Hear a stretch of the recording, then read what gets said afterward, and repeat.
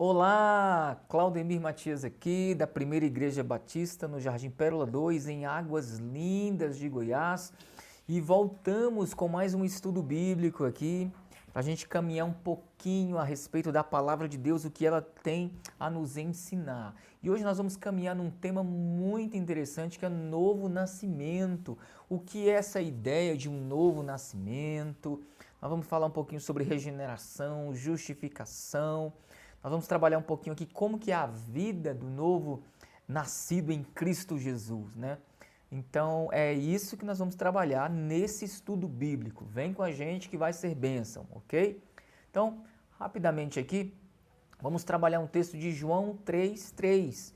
O que diz aí nessa conversa entre Jesus e aquele rabino judeu, aquele fariseu, a ala mais radical ali do judaísmo, o nosso Nicodemos. Nicodemos foi à noite, bateu um papinho com Jesus, e ele foi à noite estrategicamente para não ser visto pelos outros fariseus, porque poderia ser então ameaçado de sair ali do sinédrio, inclusive se vissem o Nicodemos conversando com Jesus, né?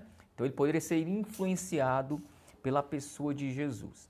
Então Nicodemos vai à noite ver Jesus, e lá em João capítulo 3, mais precisamente no verso 3, Jesus diz algo, depois de já ter batido um papo com ele, diz algo da seguinte forma: Jesus respondeu e disse-lhe: na verdade te digo que aquele que não nascer de novo não pode ver o reino de Deus. Todo judeu, quando ele falava na verdade, é um na verdade duas vezes, né? É porque ele está querendo enfatizar que ele está transmitindo aquilo como uma veracidade de fato, não tem como ter sombra de dúvidas, e a importância do que ele vai falar a seguir. É como se você estivesse chamando a atenção para o que você vai dizer a seguir.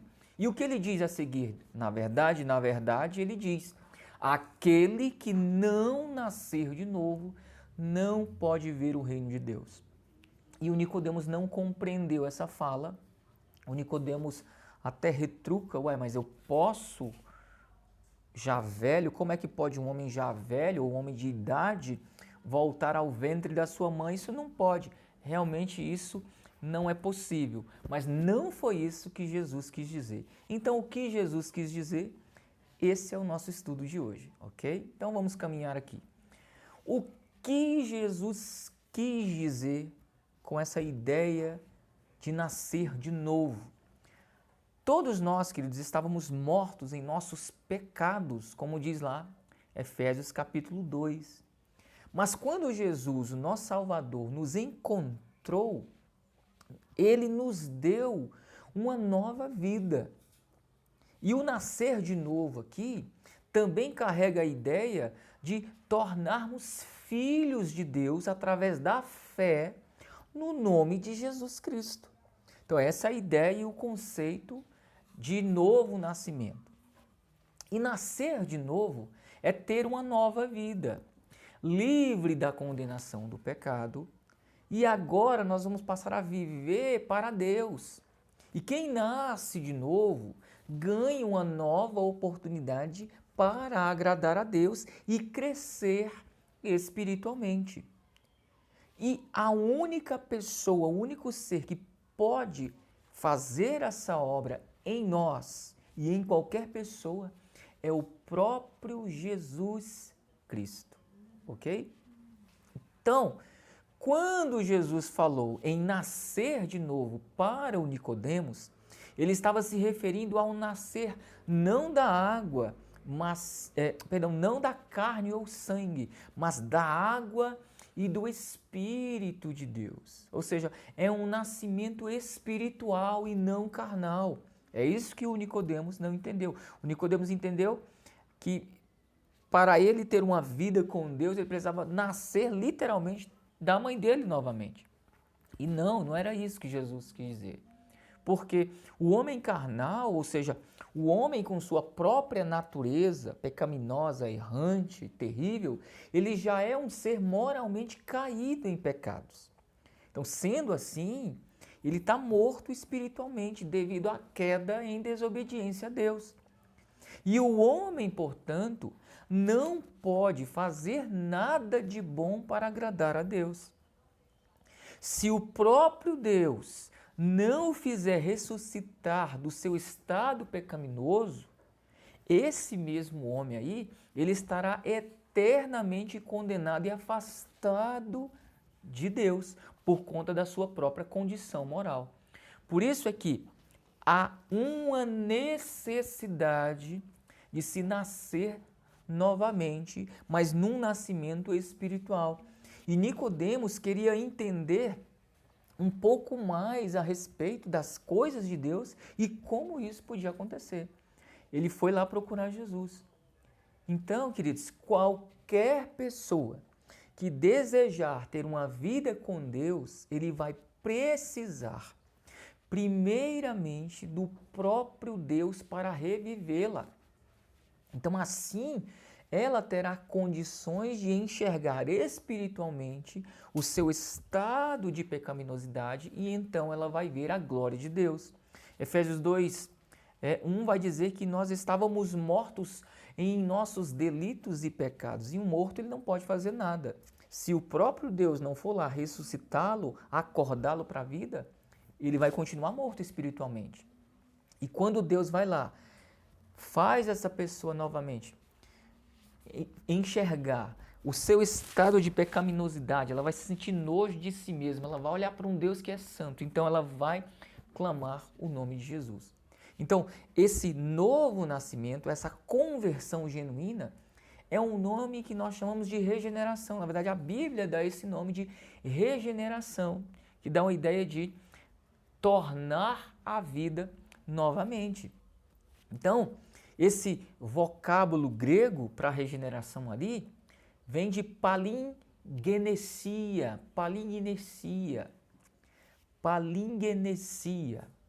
e só acha esse termo lá em Mateus 19, 28 e Tito 3, 5. E somente nesta última passagem se refere ao início da nova vida do cristão, de uma forma individual. Então, a ideia deste início de vida aí é mais comumente expressa pelo verbo genao, anoten. É uma junção de genao com anoten, em João 3:3. Ou o seu composto, anagenao. E essas palavras vão significar literalmente gerar, gerar de novo, dar à luz, dar nascimento, como nas referências de João, de 1 Pedro, de 1 João e em seguida. Então, essa ideia de um novo nascimento parte de uma definição da palavrinha regeneração, que é o ato de Deus pelo qual o princípio da vida é implantado no homem e a disposição dominante da alma dele é tornada santa. Ou seja, esse homem regenerado, agora ele vai ter uma nova disposição da vida, para ele não mais viver para si, agora para viver para Deus. Então, com isso, as pessoas acabam até tendo conceitos errados sobre uma regeneração. Às vezes as pessoas perguntam, por que mesmo depois de crente eu continuo pecando? Nós vamos ver isso aqui agora. Então a regeneração não é uma mudança ocorrida na substância da natureza humana, não é algo que é introjetado na pele do homem ou um chip que Deus coloca na mente e de repente tira lá o chip do homem carnal e joga lá um chip de um homem espiritual. Não, não é assim. A pessoa vai continuar com o mesmo corpo, a pessoa vai morar na mesma casa, a pessoa vai continuar convivendo ali na mesma família e tudo mais, no mesmo bairro. Isso não altera as condições físicas dele, não, as biológicas também não nada muda. Mas o que vai mudar? É de dentro para fora. Então, nenhuma nova semente física, nenhum germe físico é implantado no homem. Tampouco há qualquer adição ou subtração às faculdades da alma. Não se tira nada, não se coloca nada. Ok? E também não é uma mudança completa ou perfeita da natureza total desse homem ou de alguma parte dela, de sorte que ela não é mais capaz de pecar. Então não é isso. Então não é uma mudança no próprio corpo da pessoa. Não, a pessoa vai continuar com essa natureza ainda decaída. Porém, com um novo conceito de vida, não mais para viver para si. Ela vai continuar errante, vai continuar pecadora, mas não mais na prática do pecado. Agora ela vai ter repulsa do pecado. Ela amava a vida de pecado, agora ela tem nojo do pecado. Ela amava viver no pecado, agora ela quer passar longe do pecado. É isso que a regeneração faz. A regeneração, portanto, ela consiste na implantação do princípio da nova vida espiritual no homem, numa radical mudança da disposição dominante da alma, que sob a influência do Espírito Santo dá nascimento a uma vida que se move em direção a Deus. Em princípio, esta mudança afeta o homem de forma completa, ou seja, o homem, nessa mudança, ele é atingido de forma completa. O intelecto, a vontade, o sentimento e as emoções. Tudo isso aí vai ser alterado. O intelecto do homem, a vontade desse homem, os sentimentos dele e as emoções realmente vão passar por uma transformação, porque é impossível você nascer de novo, você ter uma nova vida, você ser regenerado e permanecer o mesmo, ok? Então, o que acontece na regeneração? É uma transformação instantânea da natureza do homem, afetando imediatamente o homem todo, intelecto, emocional e moralmente falando. Em seu sentido mais limitado, é uma mudança que ocorre na vida subconsciente desse homem. É uma secreta e inescrutável obra de Deus que o homem nunca percebe diretamente. Quando você se dá conta, você já está mudado.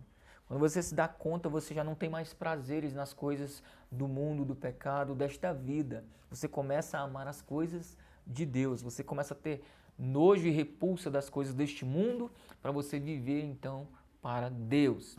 Portanto, nascer de novo é nascer de Deus, é nascer do alto, é nascer de cima. É isso que Jesus quis dizer quando ele falou que necessário era o Nicodemos nascer de novo. E isso, queridos, só Deus poderá fazer pelo homem. O homem não se nasce de novo, nem sei se existe essa expressão, mas ele não consegue nascer de novo por si só. Essa obra, ela é divina. Essa obra, ela é exclusiva de Deus. A religião, padre, pastor, papa, ninguém muda o homem a não ser o próprio Deus. Essa transformação genuína de água para o vinho, vamos dizer assim, é Deus quem faz. Ninguém poderá dizer que possui uma vida nova se não mudou os seus velhos hábitos. Então, um novo nascimento, ele parte de um novo pensar, um novo falar, um novo agir e um novo sentir. Tudo isso em Cristo Jesus. É uma transformação que o próprio Deus faz no mais profundo do coração e na alma do homem, de uma vez por todas. É aquilo que nós conhecemos como a metanoia. Metá, mas noien, né? É uma mudança de mente. É uma mudança radical na vida. Então, depois que a pessoa renasce em Cristo Jesus, ela vê a necessidade de começar a se santificar. Por quê? Porque ela agora está nascendo não para as coisas profanas, mas ela está nascendo para as coisas santas. Está se aproximando cada vez mais de Deus, que é santo. Portanto, nascer de novo na Bíblia, nós vemos em João 3,3, digo a verdade, ninguém pode ver o reino de Deus se não nascer de novo. Em 2 Coríntios 5,17, Paulo disse, assim que se alguém está em Cristo, nova criatura é.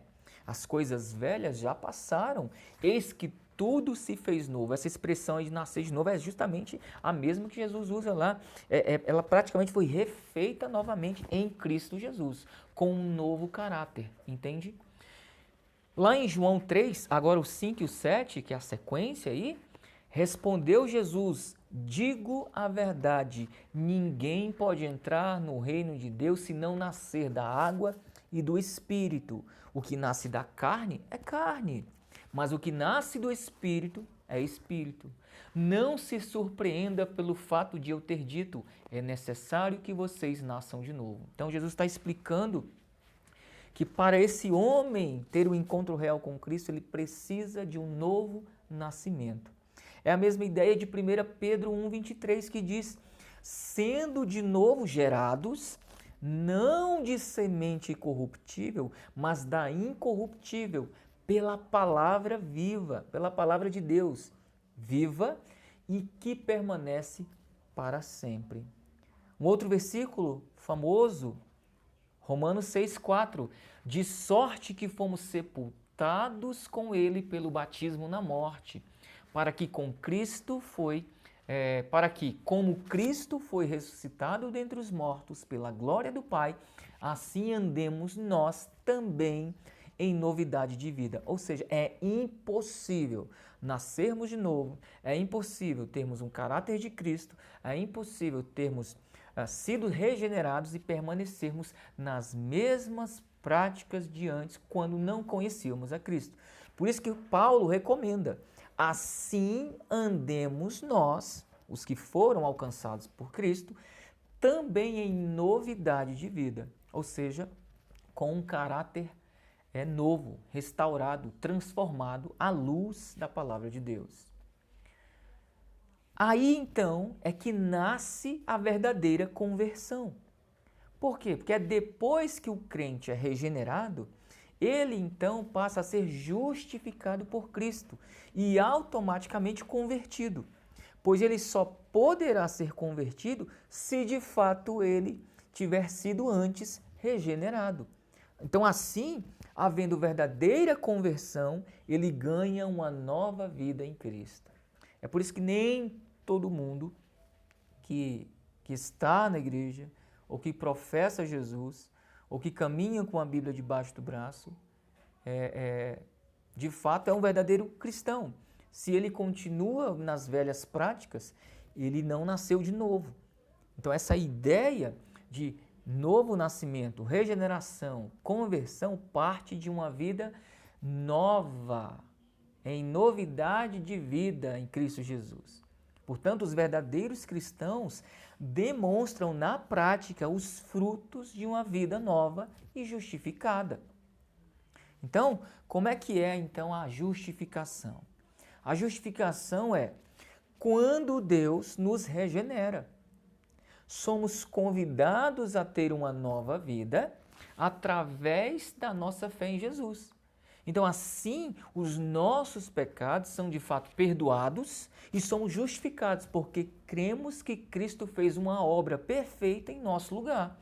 E tudo o que estava contra nós, Jesus levou na cruz.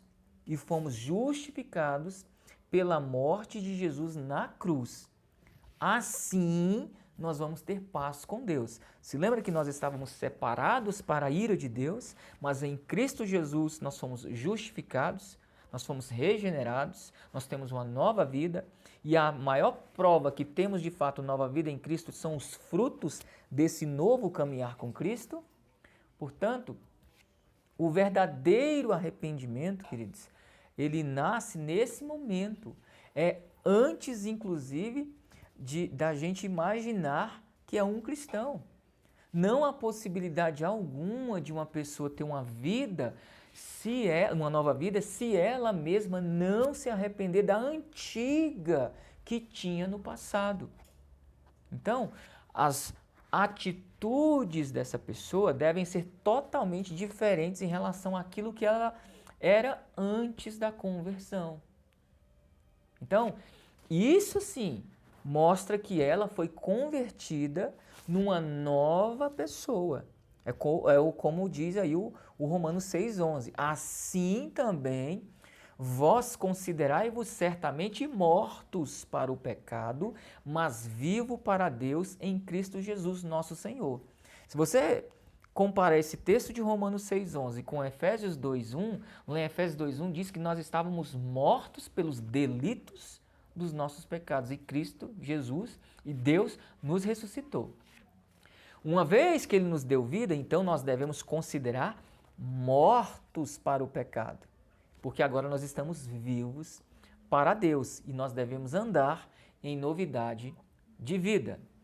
Então, uma pessoa arrependida de fato, ela não vive contando vantagens de sua vida antiga, sabe? Quando eu era do mundo eu fazia isso, fazia aquilo, ainda conta rindo, não, ele deveria ter a vergonha daquilo, né? Então ele não vive repetindo as velhas práticas, né?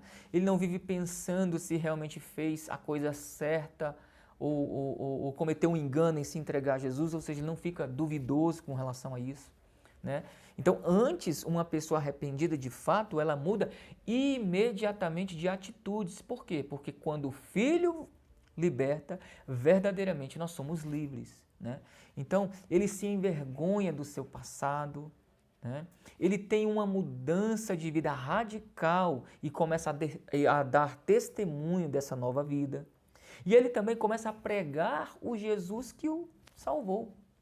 Em Gálatas 2,20, Paulo disse: já estou crucificado com Cristo e vivo, não mais eu, mas Cristo vive em mim, e a vida que agora vivo na carne, ou seja, enquanto eu estiver nesse corpo aqui, vivo-a pela fé do Filho de Deus, o qual me amou e se entregou a si mesmo por mim.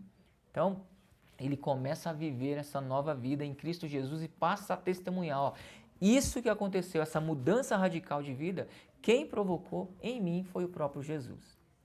Então, nascer de novo tem a ver com uma genuína conversão. E a prova que nós temos uma vida nova, ou nascemos de novo em Cristo Jesus, é quando nós deixamos as velhas práticas para sermos fiéis a Deus e obedientes a Ele. Olha esse texto de Colossenses 3, do 8 ao 9. Olha que interessante. Mas agora despojai-vos também de tudo, da ira, da cólera, da malícia, da maledicência, das palavras torpes da vossa boca.